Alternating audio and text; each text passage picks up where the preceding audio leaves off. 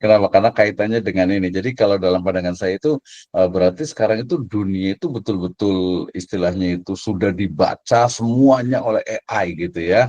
Walaupun mungkin nggak semuanya, tapi sebagian besar itu data itu sudah terbaca oleh AI gitu. Jadi hampir semua ilmu pengetahuan itu dikuasai orang-orang yang bisa mengakses dari big data. Dan termasuk juga saya ketika dengan teman-teman itu ketika dosen mahasiswa itu diwajibkan untuk menulis misalnya di Scopus gitu ya, kemudian data-data kita yang ada di Indonesia ini kita apalagi kita translate to English gitu ya, sehingga kemudian semua data itu sudah terbuka gitu ya, sudah terbuka dan dikuasai oleh jadi apa saja itu sampai ke Pongkor, sampai ke mungkin ke Papua sana, sampai ke ujung Sangita Laut dan sebagainya itu mungkin sudah ada. Bahkan tadi mungkin kalau kita pernah nonton film Lucy itu ya, itu kan data dari mulai apa sel itu sampai ke masa depan itu hanya dalam, dulu masih ada satu flash disk, sekarang mungkin bukan flash disk lagi ya, tapi sudah satu big data yang sangat besar. Nah, my question, pertanyaannya adalah kira-kira nih Pak Teguh nih untuk prediksi ke depan ini seperti apa nih khususnya kita para sarjana pakar yang ada di Indonesia ini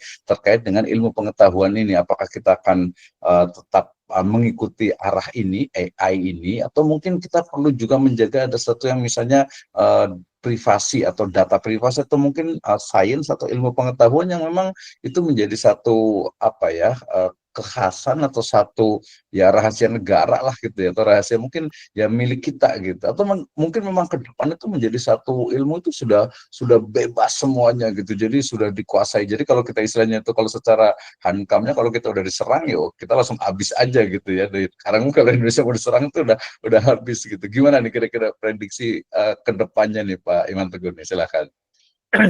Oke.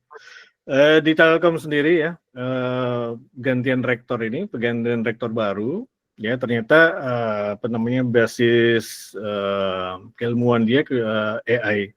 Jadi semua diarahkan mengenai AI ini.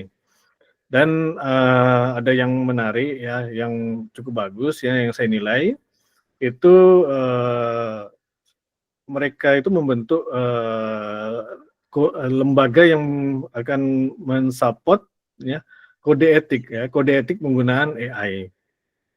Ya memang dalam keseharian belajar mengajar sendiri ya ini tak lepas dari apa namanya dari gadget masing-masing mahasiswa. Ya.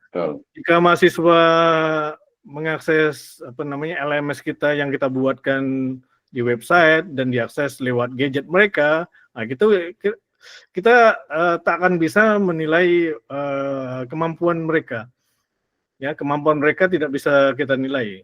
Ya, ya ini contohnya saja. Ini contohnya saya mata kuliah Human Resources Management saya. Ya, sampai evaluasi ketiga, ya sampai evaluasi kedua, evaluasi ketiga ini, ya beberapa minggu yang lalu, ya ternyata mahasiswa itu yang mengerjakan menggunakan gadget ya hasilnya 90 sampai 100 Pak ya 90 sampai 100 itu rata-rata hanya 1-2 orang aja yang apa namanya yang jatuh ya yang nilainya di apa namanya di bawah itu. Oleh karena itu ya apa namanya di mata kuliah yang lain ya seperti akuntansi biaya ya saya tidak lagi menerapkan apa namanya pengerjaan soal lewat LMS.